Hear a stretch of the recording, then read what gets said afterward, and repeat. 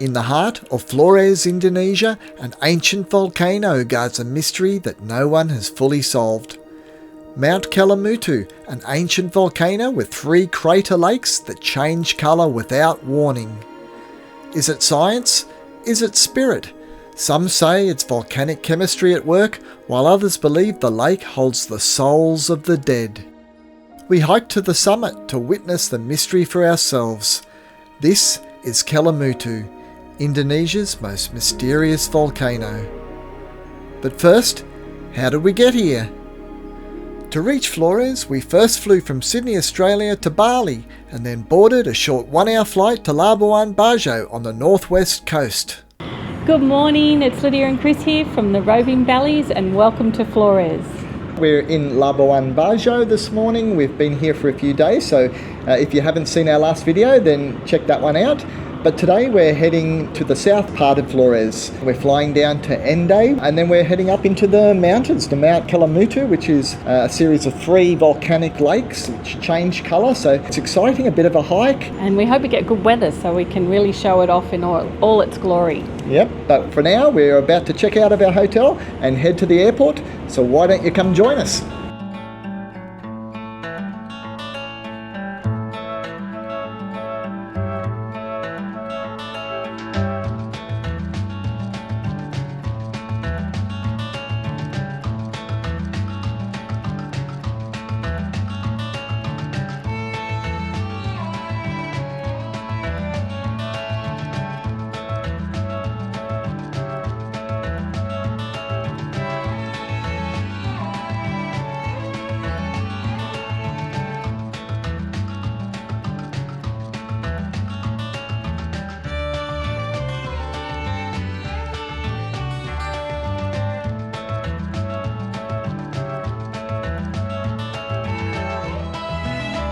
Our Wings Air flight in a twin-engine propeller plane was a bit noisy, a little bumpy, and honestly, pretty hot.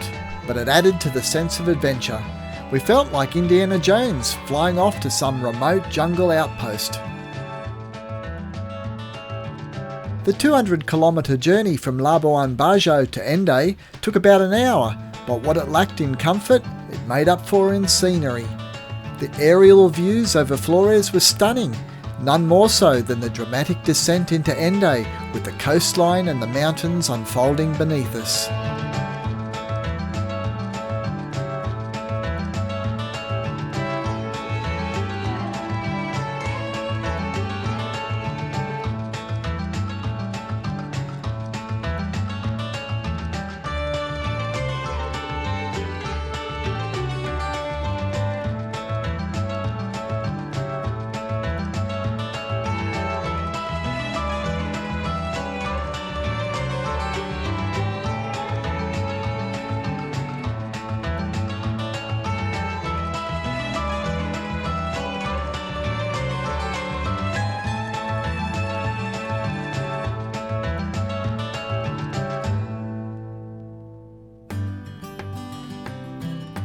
To get to Mount Kelimutu, you can take a taxi, hire a private car, or even rent a motorbike.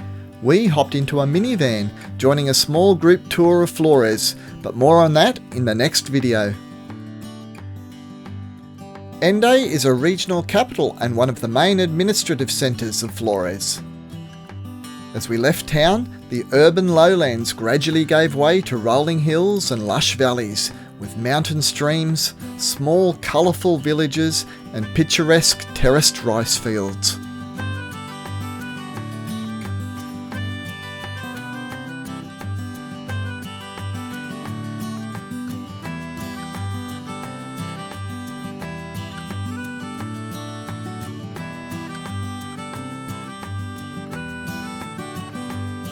Our destination for today was Moni, a small mountain village sitting in the shadow of Mount Kelimutu, and the main base for visitors wanting to explore the volcano. Our accommodation, Kelimutu Crater Lakes Ecolodge, is a beautiful retreat set amongst lush gardens, rice paddies, and a babbling river. The hour-and-a-half drive to Moni was as scenic as they come, but as we climbed higher and daylight began to fade, the mountain mist rolled in, gradually hiding the views. By the time we reached the Ecolodge, darkness had already fallen. Welcome to Kelimutu. We're in the Ecolodge here. We've just arrived after a very long, windy trip up the mountain. But we're finally here. It's been a long day. We did have our flight delayed for about an hour and a bit. I suppose 2 hours. 3 hours. 3 hours. So 3 hours. I think we were supposed to leave at 10:30. We ended up leaving at 1:20 or a bit later. So it's been a very long day, and we're looking forward to sunrise walk to the craters, the volcanic craters here on Mount Kelimutu. So I think we'll have an early night tonight.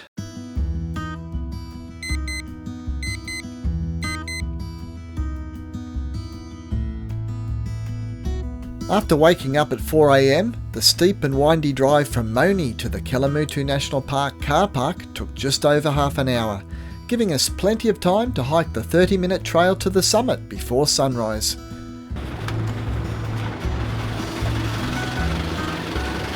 Turn your light on. Alright.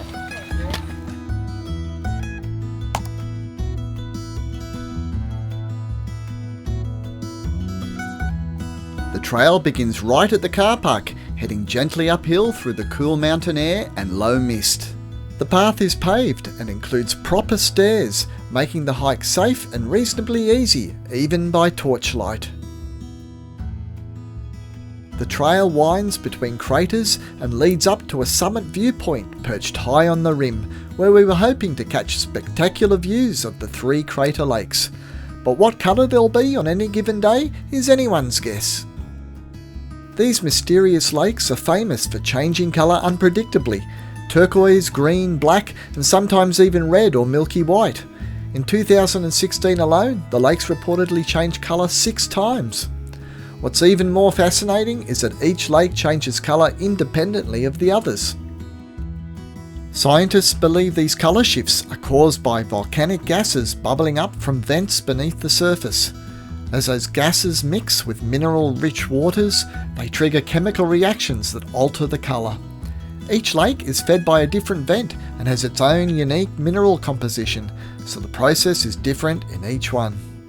It's an extremely rare geological phenomenon, and no one can fully predict when or how the colours will shift next.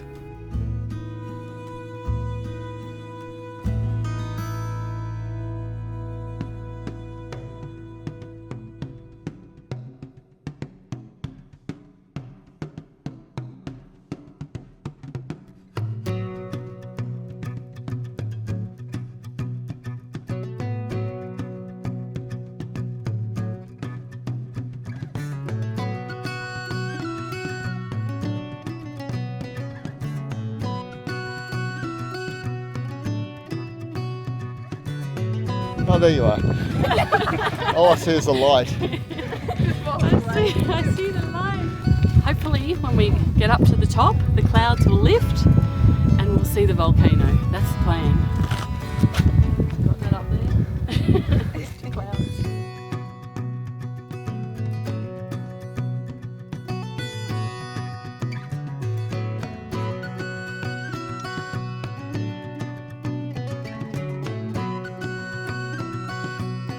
We can't see the volcanic lakes, but we can sure smell them. They're there somewhere. Hopefully sometime within the next hour that fog will rise.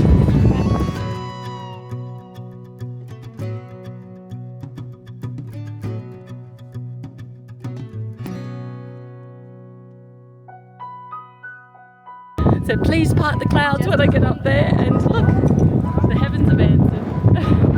Ta-da!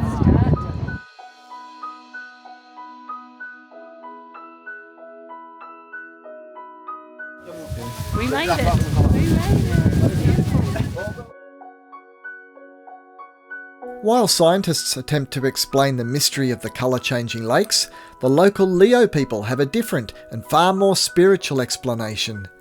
These lakes are said to be the final resting place for the souls of the dead. At Kelimutu, souls are divided according to age and character. The deep blue lake behind us is called Tiwu Ata Mbupu. This calm, quiet lake is where the spirits of the elderly are laid to rest.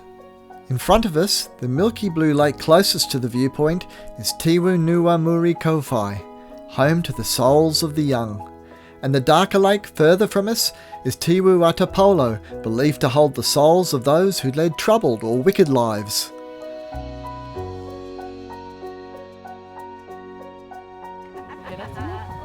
And here comes the cloud returning again. The heavens parted for a brief moment. Beautiful.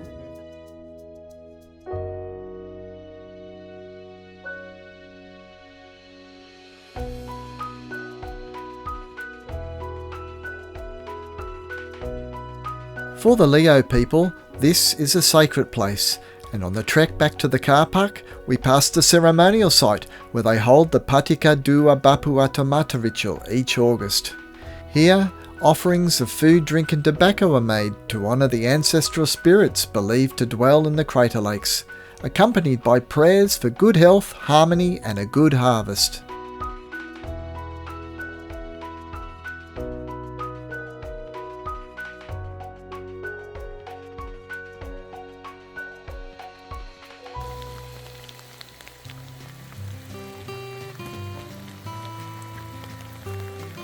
Thanks for joining us on our journey to Mount Kelimutu. It's a truly incredible place and an absolute must-see if you're ever visiting Flores. Have you ever been that close to an active volcano before? If so, let us know in the comments where you went. We'd love to hear about it. If you enjoyed the video, don't forget to give us a thumbs up. And if you haven't subscribed yet, make sure you do, because we still have plenty more exploring to do here in Flores. Until next time, it's bye for now.